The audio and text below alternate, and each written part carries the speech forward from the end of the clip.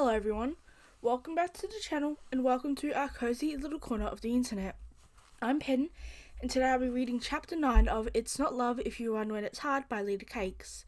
Just so you know, there is a trigger warning for violence, but it's not too graphic, it's a little graphic, but nothing too bad. But anyway, make sure to take care of yourself and I'll see you guys in the fic. See ya. Chapter 9. Shredder rubbed at the forming bruise on his chin. He wasn't expecting his number one problem child to punch him straight in the face. He had to admit it worked.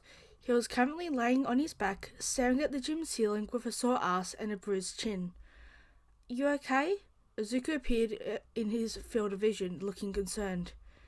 Yeah, the teen helped him up. I was not expecting you to deck me in the jaw. Well, that was the point of your lesson, wasn't it? Catching your opponent off guard? Right, you did good. But damn, you have a powerful right hook. Where did you learn to hit like that? Kashan? Shredder blinked. Sorry, what? Oh, you know, I spent 10 years getting a close-up of his punching form. Izuku. Yeah, bad joke, sorry. Shredder rolled his eyes. This kid was going to be the death of him. School had only been in session for a few days, and his kids were already making astounding progress. They only just started doing physical training, and Shredder was starting them slow. They spent the first day on books alone, going over safety procedures and protocols. All Might had made a fuss with Nezu, but Shredder refused to back down, and Nezu agreed. The third day, they were all focused on the basics of their quirk. He wanted to see how each functioned and then have Izuku rip them to hell and back. The kid would be spending the second half of the week working on each of his classmates and their problems and weaknesses. So far, the reports he'd seen were brutal but effective. He had high hopes for his Hellspawn students. Here, Izuku tossed him a water bottle. Thanks. Izuku and Hitoshi were getting better, faster, and more aggressive in their fighting styles. Izuku was taking well to his newfound freedom in offensive skills. He did not hold back when training with Shredder. The kid had a long way to go, but this was a good start. Have you had a chance to review the brats on the hero suits? Oh! Izuku chugged the bottle of water and grabbed and waved a hand.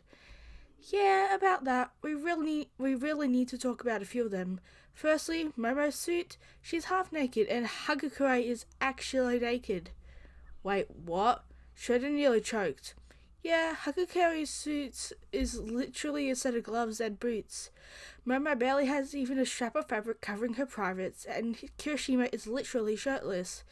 Granted, he can turn himself into stone, but there's a debate. So there's a debate on the difficulty of finding fabric that could withstand it. I'm rambling, aren't I? But it's good information. What else? Shredder mentioned for him to go on. Oh, yeah, Aoyama and Ida both need to go way lighter on their armor. It's bulky and in the way. I know Ida's trying to imitate his brother, but he needs to be more maneuverable than his brother. Valid points. He let the kid ramble and relaxed against the wall. Okay, so Uraraka needs to nix the heels, and Sarah's helmet is a hazard waiting to happen, unless it's made out of shatterproof plastics. I assume you've already written the reports? Oh, I already sent a scathing letter to Nezu and the support and costume department teachers. All of that is currently being worked on. The students should receive their adjusted suits next week. After they've had a chance to review them and give input on the designs, the only hold-up was Hagakure's suit. They had to sequence her DNA to make a suit to turn her invisible with her. Shredder chuckled. Good work, kid. Come on, let's get back. You have a lot of homework to do. Izuku groaned. I'd rather do catch-a-scarf pull-up hangs. No, you wouldn't. Shredder rubbed his knuckles on the kid's head. You know, I really wouldn't. Fine. Schroeder grabbed his bag and they were off towards the dorms. Schroeder had checked his phone and told Hisashi he'd be back shortly. The teen jogged off ahead to him and turned to walk backwards. Hey, so what are we going to do on Friday? The master's schedule was cleared and Nezu was being cryptic as fuck. It's a surprise. Schroeder arched his eyebrow and as he tried to hide a grin. I hate surprises, Izuku grumbled. Izuku, you can't tell me I've ever had a good surprise in my life. You were there for like 3 of the worst ones. Schroeder sighed. You have a point. Morbidly, but he did. Schroeder wasn't sure if he wanted to reveal the truth to Izuku, because he knew the teen would tell Hitoshi.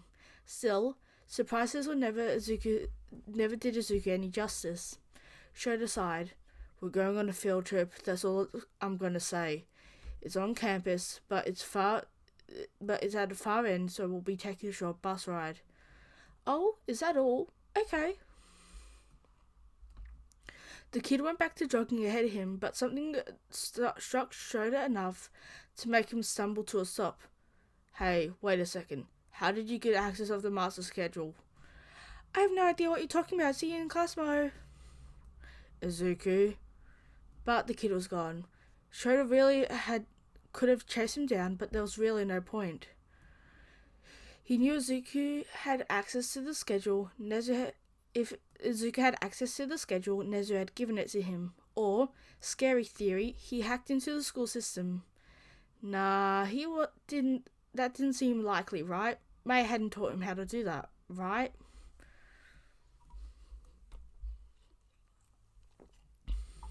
So, you sure this will work? Yo, do you know the scientific method? You know what the scientific method is, right? Kaminari gave Izuku the most... Oh, wait, that's Kaminari. Fuck. Kaminari gave Izuku the most confused look as he'd ever seen. The electric blonde was currently standing barefoot in a kiddie pool of water with spark plugs in each hand. The plugs were hooked up to a chain of about 6 car batteries. It was important to note that the voltage on these were far less than what Kaminari could output himself, meaning it shouldn't hurt him. Izuku had a theory, a very good theory, but it wasn't tested yet. Yeah, we learned in elementary school. Excellent.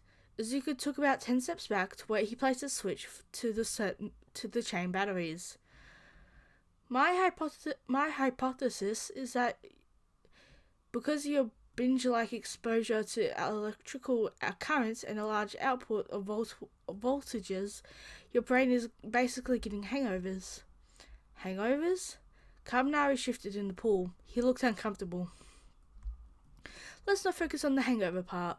My idea is that you need long-term exposure to electrical currents.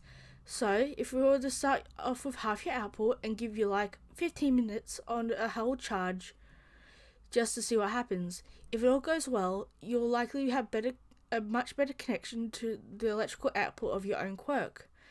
We have non-conductive flooring in this gym, so we can test your quirk afterwards. I might not be scared, dude, but do you know how crazy you sound when you're talking about quirks? Izuku grinned. Yeah, I do.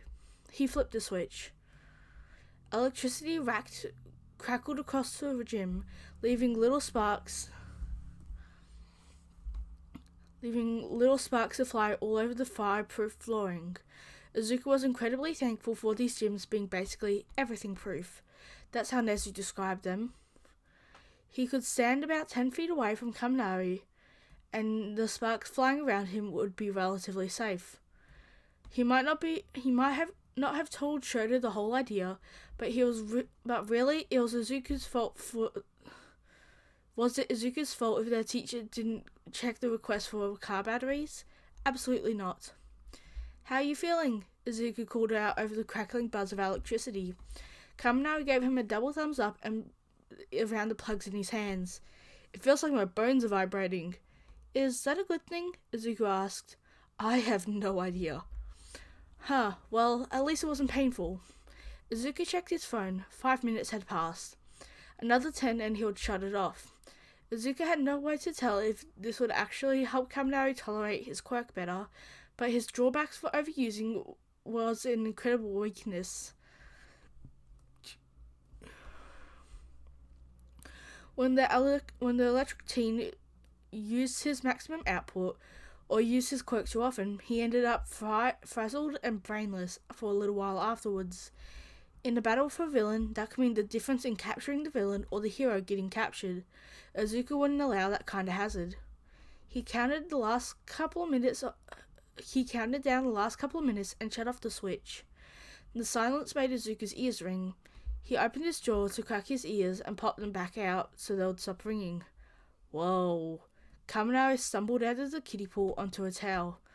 I feel kind of like static. Is that a good thing? Izuku squinted at his classmate. It's different. I don't usually feel connected to my electricity until I use it, but it's like I can sense the buzz in those outlets and the lights above us. Awesome! Izuku tossed Kaminari another towel to dry off with. Next time, let's up the voltage and extend the time. I also want you to try focus on that connection to the electricity around you. In the gyms, at least, not the dorms. Can you try to pull the power from the lights above you? Kaminari frowned in thought as he stared at the hanging ceiling lights above them. The lights flickered, dimmed, and brightened. Then several popped and blew out. A second later, a crackle of electricity spurred across the room, and uncontrolled and random, Kaminari yelped. Shit, are you okay? Izuku jogged over to him. The blonde was flicking his hand like he had touched a hot pan. I'm fine. That just stung a bit. I don't know if I can control that. I don't know if I can control that. I've never pulled energy from around me before. Only my own quirk which produces it. Izuku took his hand and flipped it over. There were little scorch marks on each pad of Kaminari's fingers. I wonder if that's part of the problem. What do you mean? You're focusing too much on using your quirk's output, instead of drawing from the energy around you. Natural made energy can be incredibly powerful, but if we put you near a power bank or a bank for transformers, you could basically pull from them perpetually without causing any brain damage, at least in theory. Whoa. Kaminari stood up once he had his shoes back on. Thanks for your help, Izuku. I'd really like to not be stuck in my head like that again. Wait, what? Izuku did a double take, literally. Yeah. When I overcharge myself, I end up going, He made double thumbs and an empty face like when he goes brainless, as Izuku called it.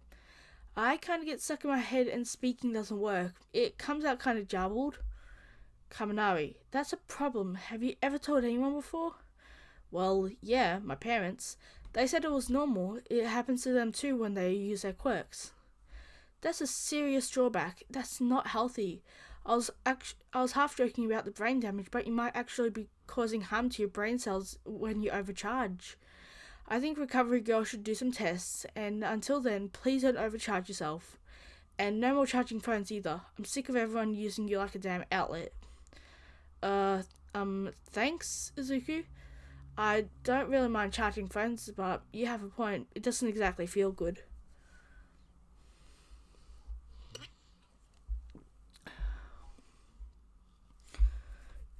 You're not an outlet, Kaminari.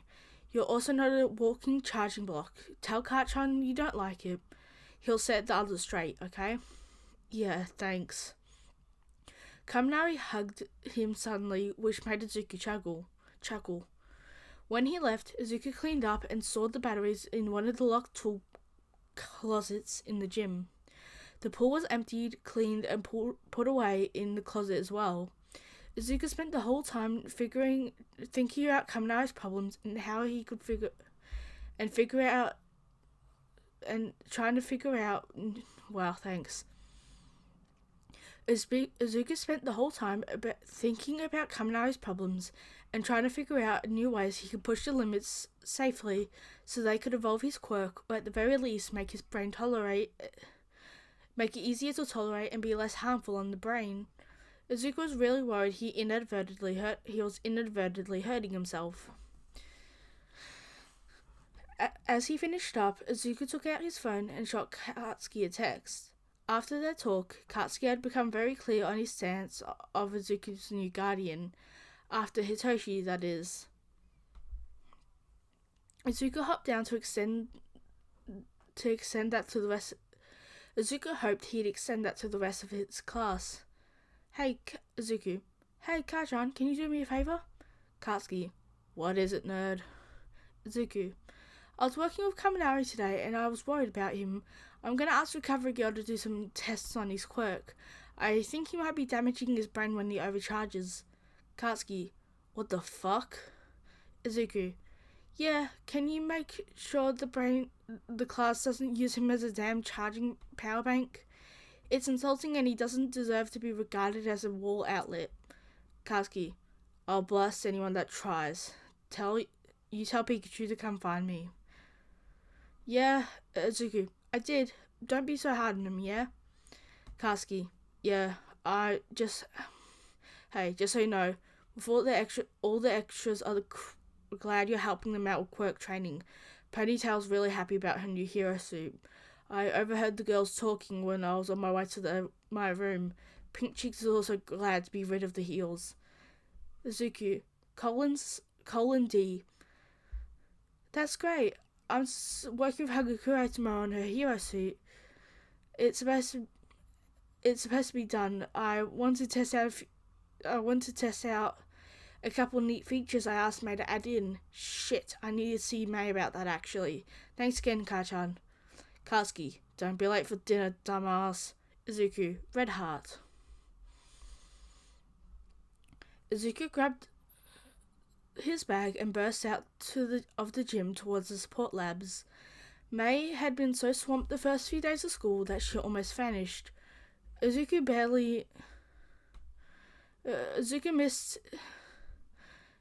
missed his lovable, crazy engineer like a sister. She spent the summer holidays with family, so they hadn't seen much of each other since before Izuku almost died at his mother's hands. He kept in contact through calls and texts, but May had been lost in her adventures and acquisitions of from the hero course. He had thought he'd have to beg May for help, but the second she found out the hero department had left Hagakure literally naked, she flipped her lid and ripped half the suit acquisition from their hands to handle herself. It had taken a few days for Hagakure's DNA sequence to get Hagakure's DNA sequence so they could create a polyfabric out of it, which would actually work with her quirk. According to May, it would act like a sort of chameleon skin. The reflective skin reacting to the reflective skin underneath the fabric. Izuku ducked carefully and slowly opened the door towards to the support labs, where he knew May would be.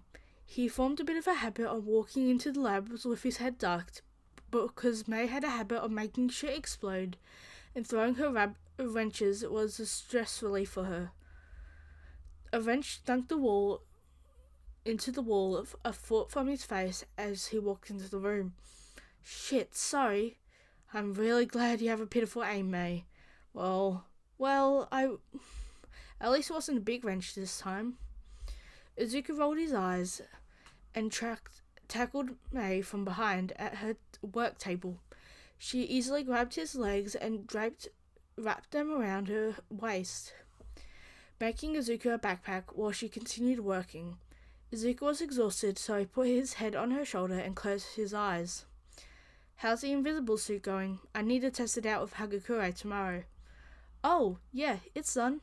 She pointed to a wall rack of hooks filled with coats and aprons. At the very end was a simple black leotard with short legs and arms. It would be about mid-calf, and it would fall about mid-calf and right just above the wrist. I added padding to the joints and soft spots for protection. I also added, as well as Kevlar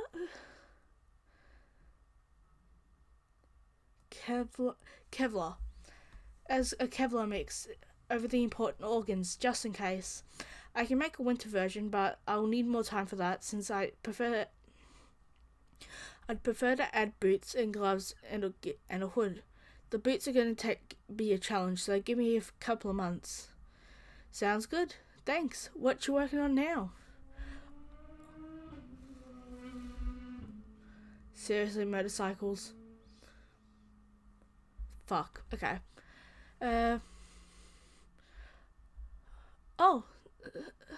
Oh, just a little something for your blasty boy. She held up a device that looks like his gauntlets, but really small. Wait, were that actually grenades? He can store sweat in those and use them like bombs, or just extra sweat in bad situations. You mentioned his weakness is coldness and water, right? Yeah, if the sweat is watered down by the rain, it's not as effective. And when it's cold, he doesn't sweat, obviously. Right, so that's what these are for. But they also have a blast radius of about 200 feet when maxed out. May, isn't Kaichan explosive enough? Ha! May barked. I want to see him blow a gym sky high. I think I can make it big enough. Izuku smacked May at the back of the head gently. What? Stop trying to make bigger explosions. You're gonna get yourself expelled. Fine. May huffed. The grenade was tossed on the table haphazardly. Izuku winced, hiding behind May's shoulders in expectation of possible explosions. Oh, stop it. The thing isn't even charged with nitroglycerin, but this baby. She grabbed a handrail gun-looking device and from the back of the work table. May, put that down. Majima came running across the room and snatched the gun away from May's hands. Oh, hey Midoriya. Sorry, this was here for repairs, not testing. Hey, Power Loader Sensei, he waved. Please don't encourage my resident unstable compound to be more unstable. I was doing the exact opposite. I came here to check on the suit I requested for Hagakure. Oh, he set his gun into what?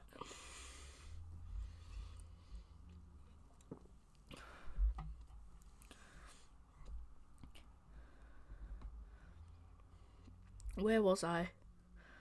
Oh, he set his gun to one of the lock cabinets along the wall. Hatsume worked hard on that one. I think your classmate will be quite happy with it. I was very upset to hear that she was being left without a hero suit. I wasn't going to blast a wall again. May turned around and dropped Izuku onto the work table. Izuku grabbed one of the proposed grenades and rolled it around in his hand. Yes, you were. May, Izuku and Majima said at the same time, causing the three of them to laugh. Okay, come on. Let me show you some of the cool tricks I put on the sleeve of the suit. Izuku hopped off of the table to follow May. They both said goodbye to Majima and went into the testing chamber so May could show off the suit's tricks. Izuku assumed that would be something that could function well with Hakukure's quirk. Also, he hoped Sumo was going to be fun.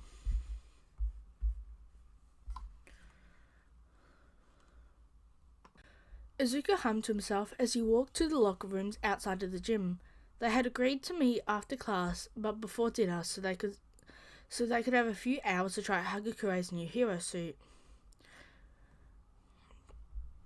He had the suit itself tucked under his shoulder in a small dress bag so it wouldn't get dirty. The spring rain had started. Thankfully, today wasn't a downpour, it was just a sprinkle, so he let it dribble on his head as he walked. Hey, Izuku. Ah, right. Hey, okay. Hello. Do you just enjoy sneaking up on people? Kind of. Hagakure laughed. Her clothes floating. Well, okay. Her floating clothes bounced a little as she moved side to side. They had a bit of a stare. They had a bit of a stare for a moment. Oh, sorry. I was holding my hands out. She didn't have the jacket. She didn't have her jacket on. It was hard to tell when she was wearing short sleeves. Can I have my suit? Oh, sure. Sorry, sure thing.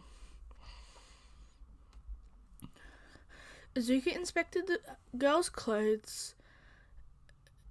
clothing as he handed the dress over. Hagakure was entirely invisible. That might seem like a dumb observation, but Izuku had differentiated between camouflage and invisible. Her skin wasn't just reflecting certain colours of light, her body was reflecting every colour of light. That had been a challenge in making Hagakure's new suit. It had to not just be built with her own DNA, but be able to reflect light when connected to her. The suit had to connect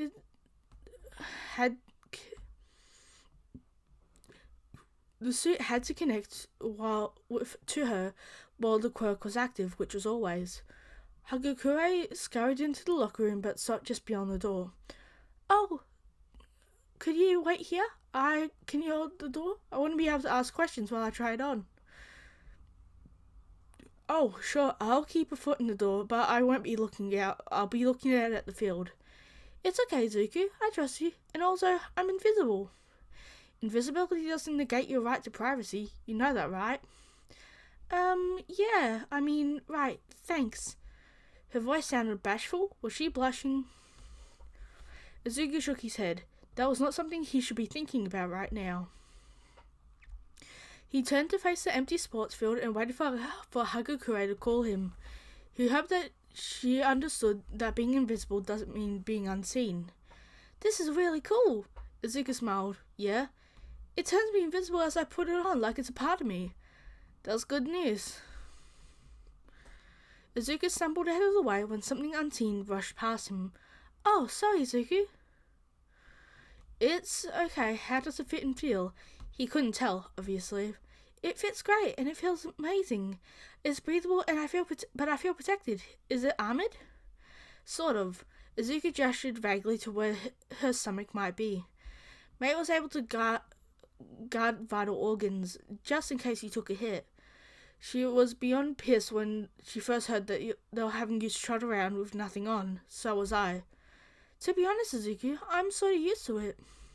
Izuku scoffed. That's not the point. You shouldn't have to be. You're a human being. You deserve common decency. There's no reason anyone, let alone a teenage girl, should have to strut around naked just because their quirk makes them invisible. That doesn't make it okay. Izuku felt hands cup his. He let Hagakure take his hands and hug them into her chest. He could actually feel the fabric of the suit around her. Izuku wouldn't be ashamed to admit that he sighed in relief that his fellow student was covered. She had to feel more comfortable now. Thank you. Hagakure squeezed his hands. I feel much safer now. Good. Now, do you want to see what the new suit can really do? His hands jerked up and down. She was jumping excitedly. Izuku chuckled a little. Yes, come on, let's go. She practically dragged him along to Gym Alpha next door so they could test the suit. Izuku was excited to see how Hagakure would react to the cool new toys May had provided for her. It wasn't a grand arsenal. There was only so much she could pack into a leotard suit after all, but it should be fun to play around with. Okay, Hagakure left him in the middle and bounced in the position.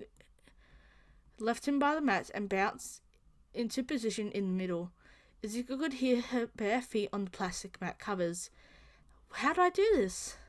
Okay, so May put a row of buttons on your collar. Can you feel them? Don't push them yet. Yeah, I can feel them. Good. Izuku settled down onto one of the benches nearby and pointed at his neck. The one closest to your left shoulder will turn the suit into a light refractor, so it'll become partly visible, and it basically becomes a super powerful disco ball. That's for distraction and blinding the enemy. The middle button? That activates a hidden set of scale fibers. You can use that in close combat to defend yourself. It's key to your DNA, so it should be relatively harmless for you, but it will harm someone else. The third button's just for that. The third button, that's the fun one. Out with it. Izuku chuckled. Take a breath. He could see the indentations of her feet hitting the mats over and over as she hopped from one foot to another. Okay, so the third button, the closest to the center of your throat, basically sends out miniature flares that can also reflect light. Basically, you activate it, that you light up the night fucking sky, like it's a Bond festival. What? That's awesome. How do we test it? Izuku pointed up. He waited a second for her to look up. I picked Jim Alpha for the high ceilings, so have some fun. Play around with the suit. We can even spar if you want. If you want to try it out in combat. Okay, I've never fought someone before. Have you fought someone before that you haven't seen?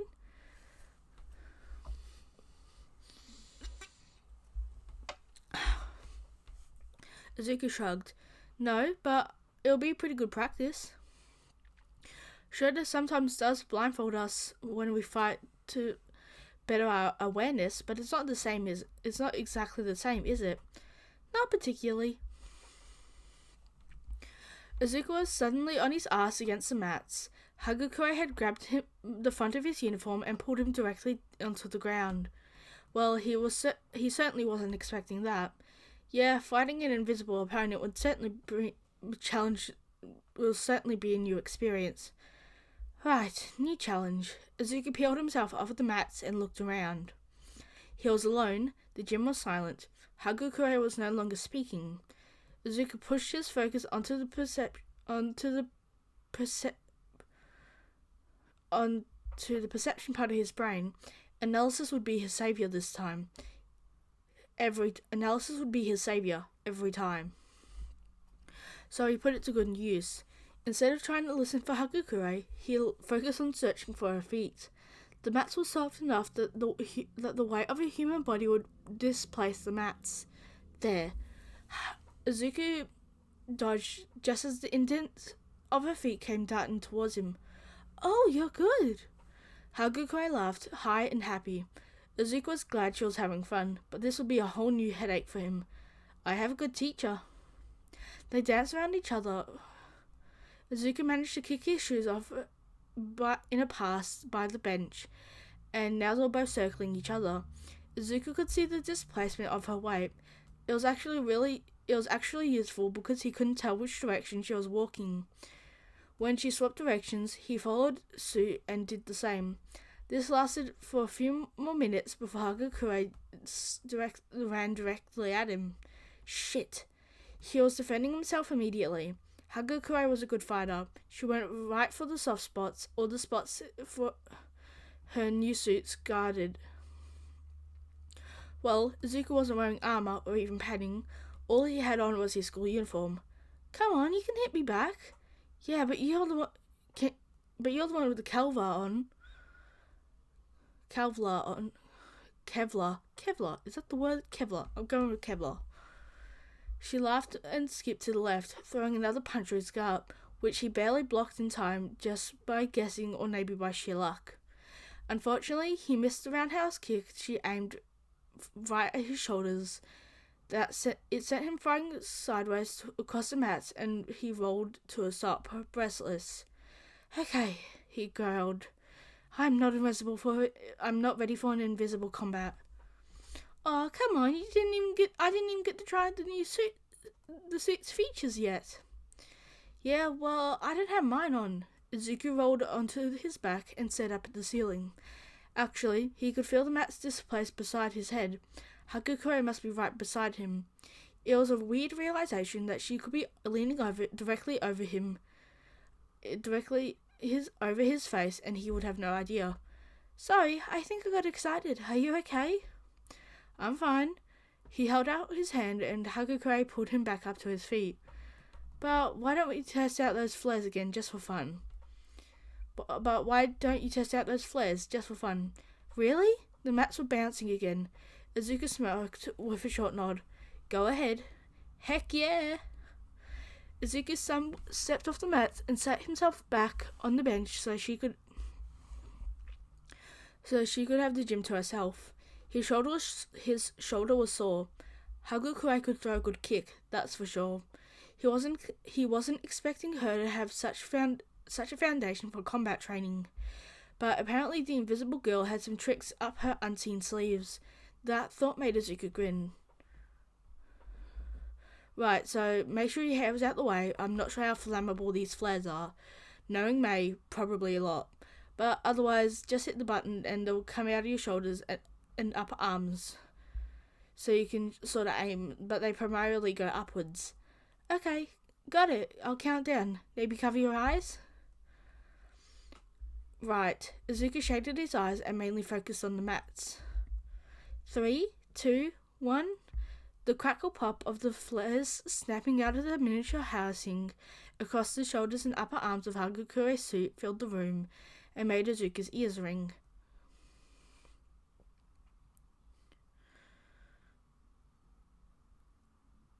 The whole gym filled with sizzling sparkle of flare sparks flinging themselves everywhere. The light was incredible and practically blinded Izuku.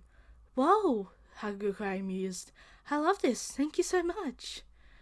Izuku was suddenly being crushed in a tight hug. His ribs ached from the girl's strength. I'm glad you like it. When you log it back to the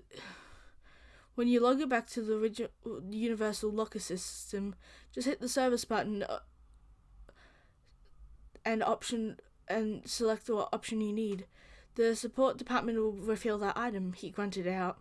I can't breathe. Sorry, she released him. But thank you so much. Tell me I said thank you and I absolutely adore the suit. You're most welcome. I'll let her know. If you're not back by 10:30, I'll activate the tracking on your cell phones. Understood? Shota did not appear happy to allow Izuku and Hitoshi off campus, but they begged for just one normal moment as a teenage couple. Besides, Izuku had been working overtime to help all the students. He just wanted one Friday night off so they could go out and have fun. I'll have him back by 10. Hitoshi mock saluted Shota with a stern posture. Izuku chuckled. We'll be safe, Shota, I promise. It's just a movie down the street. That didn't seem to reassure their teacher at all. Ironically, it didn't reassure any of their several classmates hanging around the common room as they got ready to leave. Katsuki had a tighter scowl than usual, probably because he was worried about the same thing Izuku was, being in public. UA was a safe place, the outside world was not. Izuku could not become a great quirkless hero without being a little brave every now and then. He had dealt with bullying his whole life anyway. He knew the risks. They were only about 5 blocks from school, where the movie theatre sat in the residential district of Musasafu. Izuku had been there only a couple of times when he managed to scrounge up enough money for modifying quirkless shoes for the community or stealing a couple of yen from his mother's purse to catch a movie and a few hours to himself. Let me put it this way. Shota called out as they headed towards the door. If you aren't back by 10:30, I'm sending Bakugo to beat after your asses. It was enough to get a few winces and hisses from a couple students milling about. Katsuki was grinning like a madman in the kitchen. A barking laugh followed them out the door from the explosive blonde. Jeez, you'll think we're going on some dangerous mission or shit. Or some shit, Hitoshi grumbled. Yeah, well, just being around me in public is, I have to face it. I can't hide in my safe space forever, Izuku. Hitoshi stopped and scanned their badges at the gate, which opened them up with a loud whoosh. Izuku tucked his arm around Hitoshi's, and as he waited for his boyfriend to speak. Fuck them. They can mock and belittle us all they want. We're gonna beat them. We're better than them, right? He pointed to the greater than symbol on his shoulder, pin on his shoulder. Izuku smiled faintly.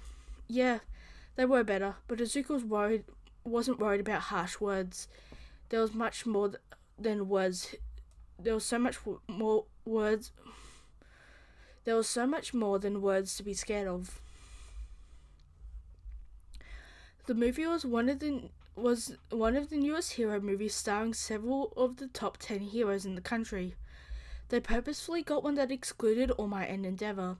Thankfully, those two didn't often feature in movies unless it was specifically about them, as they were A, too expensive, and B, too destructive to have on set. He really liked watching Mirako on screen. She had such a presence. He really wanted to meet her one day. Hitoshi ate more than half the damn popcorn, which they quietly thought about throughout the movie. The theater was mostly empty, so they didn't get anyone shushing or yelling at them about their laughs and quiet bickering. I bet Hawks make a terrifying villain. Yeah.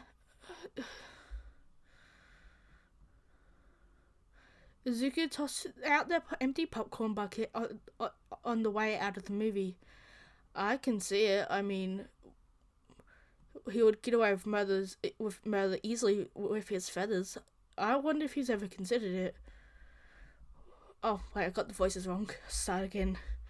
I think Hawks would make a terrifying villain. Yeah? Izuku tossed out his empty popcorn bucket on the way out of the movie. I can see it. I mean, he could get away with murder easily with his feathers. I wonder if he's ever considered it. Why would he consider murder, Zoo? Izuku chuckled. I mean, I wonder if he's ever considered how he could make an easy villain. Doubtful. They're practically brainwashed. The guy's practically brainwashed by the commission. Hitoshi slid them down the street as they chatted, arm in arm. The movie finished up at 9, so they were still about 45 minutes early. They decided to take a leisurely walk back to campus instead of walking straight back there. The stars were peeking out behind the clouds and the temperature was perfect. Izuku rested his head on Hitoshi's shoulder, hugging his arms around his boyfriend's waist while Hitoshi tucked his arm around Izuku's shoulder. Walking this way was a touch awkward, but Izuku wanted to be close to Hitoshi just for a while. Could you imagine training with Mirako? Izuku asked, looking up. I bet she punches harder than Kachan. Hitoshi barked aloud. A laugh. Yeah, I bet she does. Oh, also, do you think we can get Shredder to have Bakugo train with her? I think she'll knock some sense into him, or kick it. Izuku giggled. It's not a bad idea. I should text him your suggestion. Oh, you're so gonna be Oh, so you're gonna get your ass beat. You're so gonna get your ass beat by Bakugo if you do. Worth it. Izuku stopped them and pulled his phone and sent a text. Shredder before the confidence passed. The phone was knocked from his hand before he even finished typing the message. What? What the hell are you doing here, null? I don't ask what that voice was, just go with it. When Izuku looked up, he was staring straight at the face of Tsubasa, one of his childhood bullies and formerly one of Katsuki's groupies. Izuku stumbled backwards 2 steps in search of Hitoshi, only to find him already grappling with 2 strangers Izuku didn't recognize. They looked like Tsubasa, but older. Brothers? Did Tsubasa have brothers? Bright red leathery wings flared around Tsubasa. His anger evident even before Izuku could see his face again. Toj, where did you get this UA uniform? Izuku's bully grabbed him by the front of his uniform shirt, yanking him in. Get the fuck over him, you asshole, Hitoshi shouted back. For all his efforts, Hitoshi got shoved into a nearby brick wall hard enough to rattle his head and disorient him. Then, down the alley between buildings, Izuku was yanked down the alley after him by Tsubasa. Izuku's brain was stuttering, unable to track his thoughts in a straight line. You haven't met my old brothers, have you? Why did I just turn into a Yank? Why did I turn American? Okay. You haven't met my older brothers, have you? They're like your kind even less than I do. But we're not going to mess with you tonight. Oh no. So that's just my stomach growling. I'm not sure if you can hear it. Dinner's like 10 minutes away, so sorry. Brother number 1, the taller of the two with pointed black wings, grabbed Izuku by the back of the head, almost pulling his hair out by the roots. His other hand grabbed Izuku's wrist behind his back, locking him in place. Brother number 2, who had deep purple wings and an ugly sneer, grabbed Hitoshi by the back of his neck, forcing him to bend down. Hitoshi was still dizzy from the smack on the brick wall. His feet stumbled back and forth as he tried to regain his balance. See, the only thing worse than a null is a null fucker and null lover. Why does the voice keep changing for Tsubasa? I'm so sorry. I can't remember his voice in canon, so my brain's just working overtime. Anyway, Tsubasa growled the words in Izuku's face. Raw terror strangled Izuku's throat. He wanted to scream, kick the cruel human right in the face, but he was being held with his arms yanked back behind, and his head bent down just enough that he couldn't do anything. If he did, he'd end up on his face on the concrete. He hadn't acted fast enough. He could have gotten out of the hold before they pulled his arms up behind him. Schroeder was right. He wasn't ready to be a hero. It's like, what's it like, Brother 2 asked, pulling Hitoshi's head back up. That it has to be disgusting, fucking something like that. Tsubasa punched Hitoshi's center mass right below the ribs. Hitoshi doubled over, immediately coughing. Stop it! Izuku screamed. Brother 1 yanked his arms up harder, making him cry out in pain from his shoulders, refusing to move out that way. Shut the fuck up, you geneless freak. Tsubasa punched Izuku in the gut and turned back to Hitoshi. Izuku gasped for breath, his body listing dangerously to the side. He'd taken several gut punches over the years, but this felt different. Tsubasa wasn't holding back because they were on the school playground and Tsubasa wasn't holding back because they were on the school playground anymore. Izuku tried to search for Hitoshi's eyes, only to find raging oceans of purple anger.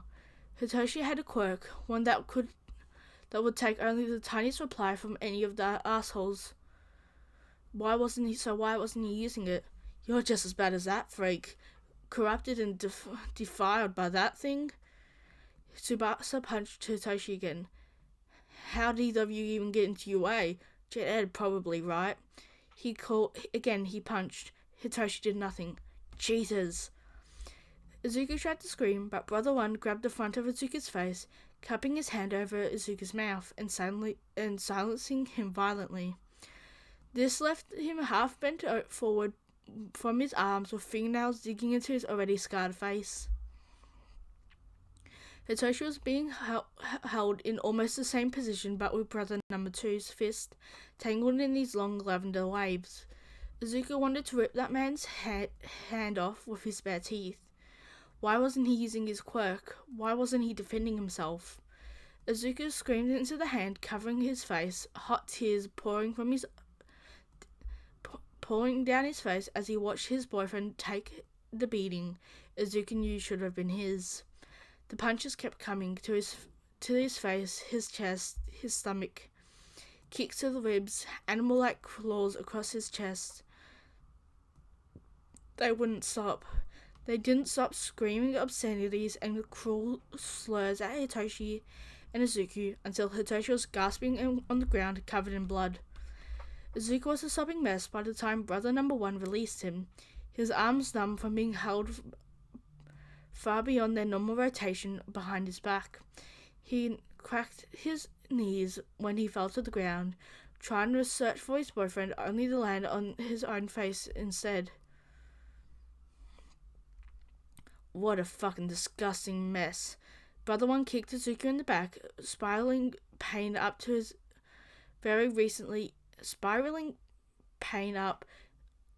into his very recently healed ribcage. Let's go. Izuku rolled himself sideways so he could try to cup Hitoshi's bloody face off the ground.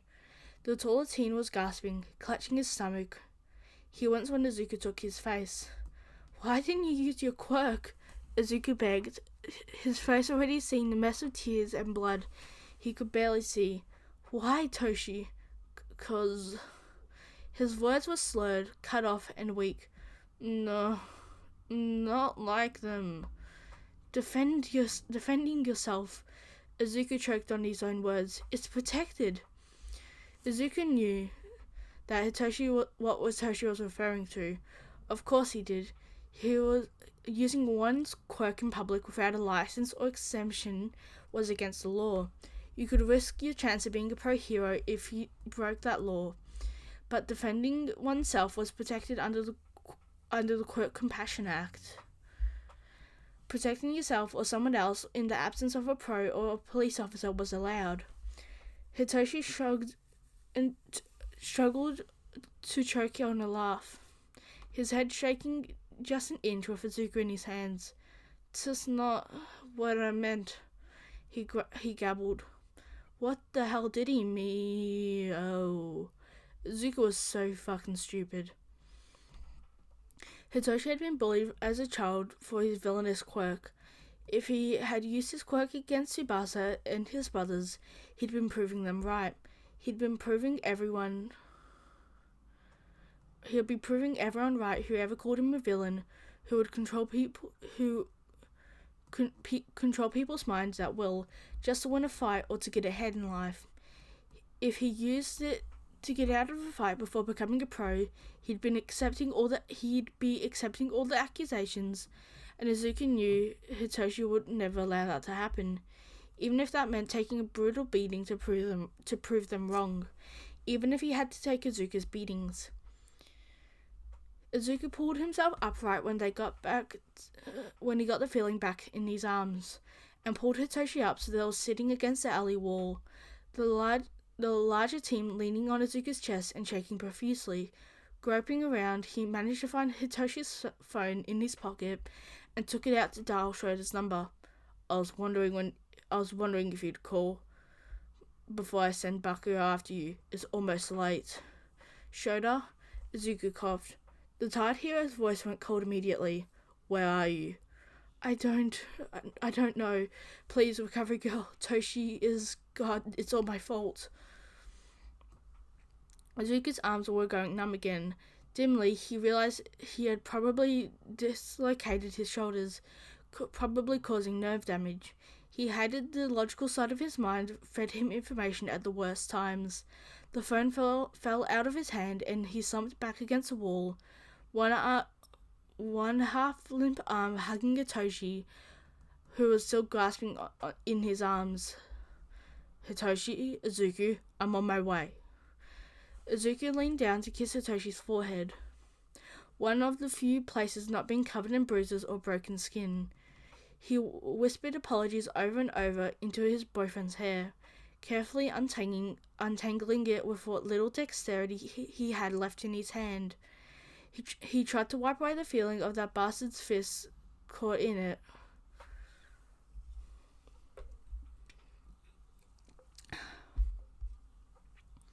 Hitoshi did not speak again. At some point he'd fallen unconscious and his breathing even out. It wasn't wet or crackly, no punctured lungs. Izuku brushed his shirt up with the back of his hand, bruised to hell and back. There was internal damage, broken ribs, maybe a few bruised organs. Hitoshi was a mess. Izuku sobbed into his boyfriend's chest until the slap of feet struck fear into his heart. He wrapped his arms around Hitoshi, trying to shield the wounded teen with his own body. Izuku. Shoda. Izuku groaned in response. Oh, fuck. The teacher came to a skidding stop a few feet from him and clambered down to his knees beside the brutalized students. It's my fault, Izuku wailed. It's my fault. Listen to me, Izuku. Shoda grabbed his face firm in his hands and stared him into his eyes. None of this is your fault. Do not ever think this was your fault. The bastards who hurt you, it's their fault. God's above. This is what I'm scared of. Me too, Izuku mumbled. First Emi, now Hitoshi. When would Izuku's existence stop causing pain? It wasn't fucking fair. He just wanted a normal life like everyone else. Why did a fucking toe joint make him so different? A car screeched to a halt outside the alley. A few seconds later, footsteps rounded the corner. Shoda? It was President Mike. I'm here. They're here. Fuck. Hitoshi needs medical. I can't tell how bad. I'm here, Zashi. I'm here, Zashi. I'm here, Shoda. Move, Hizashi. Was that Chio? Izuku was getting loopy. The voices were all blending together. He felt like he was drifting on a fluttering leaf, like he had been in Shusensi's apartment. Dear Lord, what happened? It looks like they got mugged. Shoda was touching Izuku's face, checking his eyes with a flashlight. Izuku barely moved, his eyes unfocused and blurry. Izuku's got some marks on his face, but I think they did something to his arms. I'm not sure otherwise. Hitoshi, he's unconscious but breathing steadily. He took a beating, but I don't see any signs of internal bleeding. Alright, let me give them a small dose just to get them back ready to transport. We'll take them back to the school. I have my doubts that the hospital system would take care of Izuku. Is it that bad? President Mike asked. Unfortunately, Chio agreed. Izuku, can you hear me? That was Shoda again. Izuku managed to nod. I'm gonna carry Hitoshi. Hizashi's gonna help you to the car, okay? Again, a dull nod. Shoda's limp body was gently pulled from his arms, and Izuku couldn't stop it.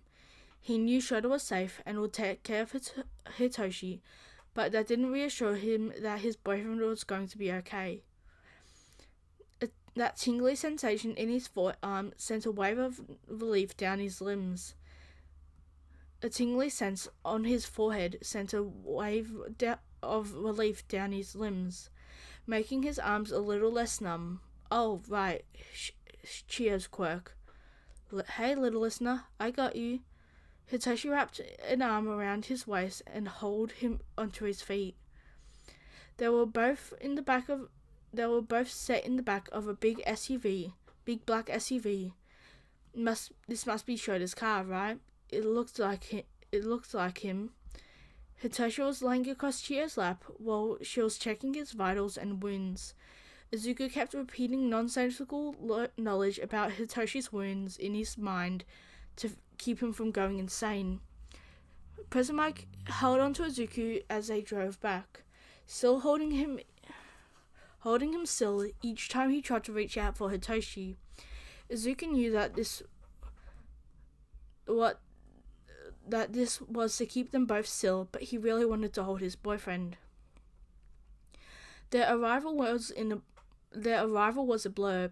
He was put on an infirmary bed and left in the room with a pleasant nurse who patched him up. It didn't take long. They wrapped his ribs after taking a few scans to make sure he hadn't broken any bones again, and put a few bandages over his face from the claw marks of number one put on him. His right arm was in a sling and his left was almost back to normal. The nurse gave him some medication to swallow, and he did so without argument or even knowing what it was. Then he was left to wait. Izuku stared at the clock, unmoving. It wasn't until 11:34 and Schroeder came back into the room with an exasperated sigh and blood covering his clothes and capture scarf. He's going to be fine. Izuku gasped for air. He didn't realize how long he'd been holding his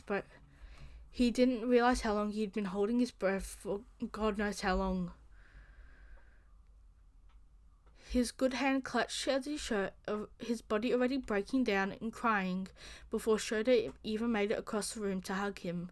Shh, it's okay. I got you. Let it out. Hey, he's okay. Hitoshi's gonna be okay.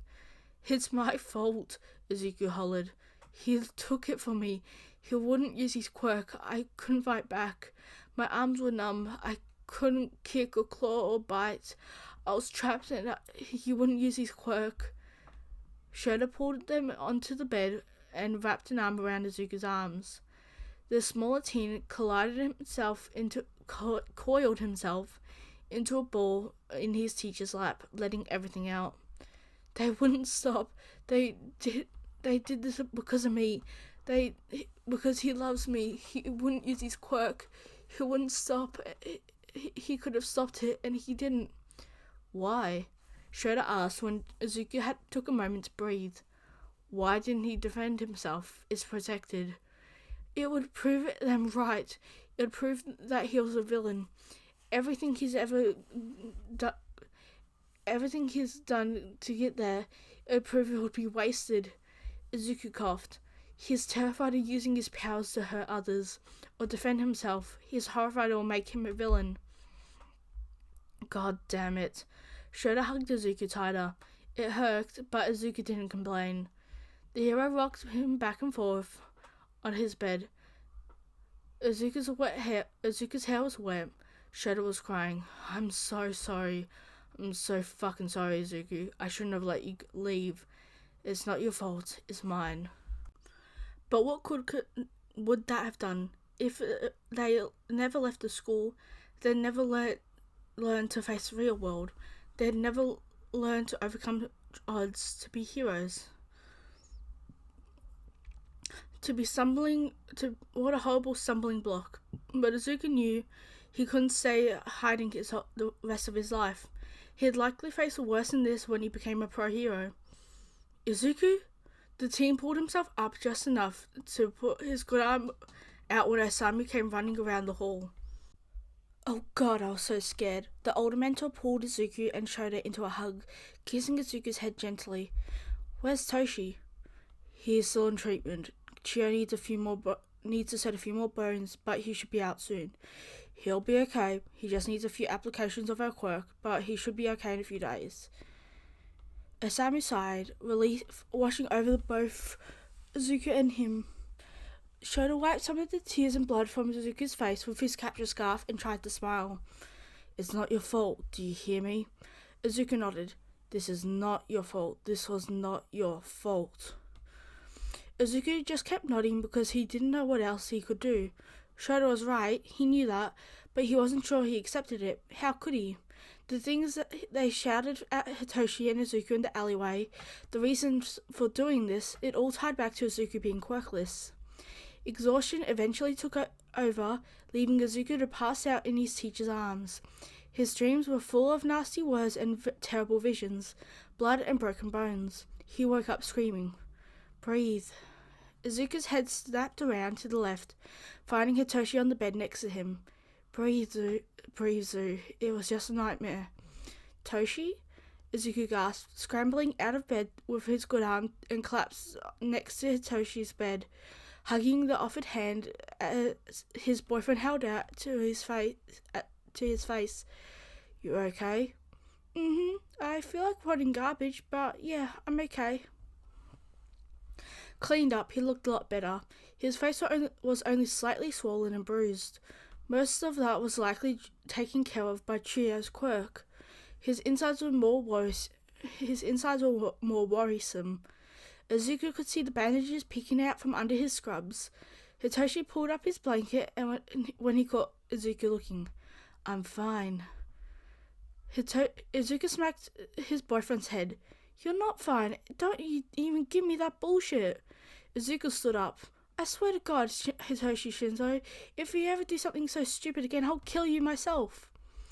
After 5 seconds of silence, Hitoshi burst into laughter, then immediately winced at the pain it caused him. I won't let them make me a villain, Izuku. Defending yourself is not villainous, you idiot. Protecting your own life and that of others when no hero is available falls under the Quirk Compassion Act, I know. Hitoshi cut him off.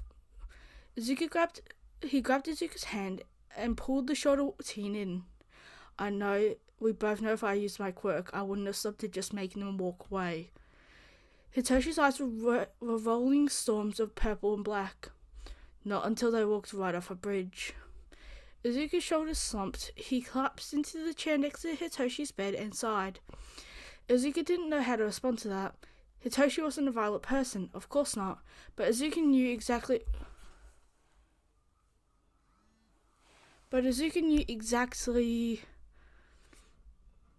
where was I?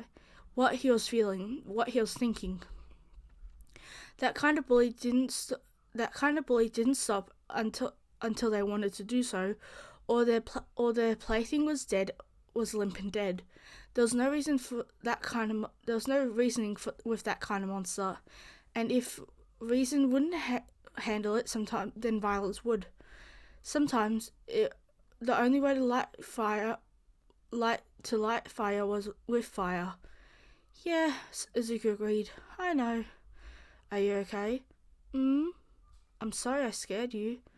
It's not your fault, Toshi. What happened to your arm? Oh, they said it was residual nerve trauma in my right shoulder, geez, from the way they held me. It should heal up fine. A bruised ribs, a cut up face is nothing compared to what they did to you. He knew you. Izuku looked up when Hitoshi's hand squeezed his. He knew you, didn't he? Izuku nodded. He was one of my middle school bullies, Kachan's right-hand fist. Bakugo's gonna get a right hook in the face after this. I'm blaming him. Izuku sniffled and laughed. Yeah, I think he can take that. What the hell are you blaming me for? Izuku's attention was snapped to the door. Akatsuki stood in the doorway, arms crossed with a worried expression, a crease in his eyebrows. Hobo-sensei wasn't exactly happy with me coming to see you two, but I threatened to call Nezu, and I threatened to call Nezu you wanted world domination that he craved. And he caved. Come here, you bastard. I deserve to get one free punch in for this bullshit. Hitoshi grumbled, putting his free hand up into a loose fist. Again, what did I do? Still, he came over to the bed and puffed his chest out. Hitoshi punched the blonde with all his force, which was only enough to make Katsuki feign stumbling back and wincing in pain. That fucking knew Izuku. Wait, what? It was Tsubasa and his two older brothers. What the fuck? Katsuki turned on his heel and marched right back out the door he came through.